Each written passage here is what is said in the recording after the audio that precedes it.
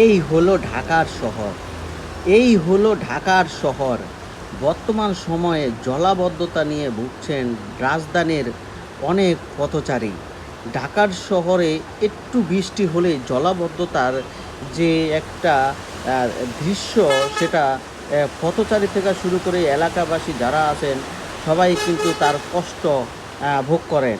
কারণ এখানে প্রচুর পরিমাণ পানি হওয়ার পরে যখন গাড়িগুলা যাতায়াত করে, পানির এই নোংরা নর্দমার যে পানিগুলা সেগুলা মানুষের গায়ে এবং সেই পানির ভিতরে অনেকেই ড্রেনে ডানার ভিতরে পড়ে তাদের মোবাইল হারিয়ে, ব্যাগ হারিয়ে নিঃস্ব তারা কান্নাকাটি করে। তো আসলে বাংলাদেশ গভর্নমেন্ট এবং সিটি কর্পোরেশনের যারা কর্তৃপক্ষ আছেন তারা এসব দায়িত্ব নিয়ে যদি একটু কাজ করতেন তাহলে মনে হয় একটু ভালো হতো।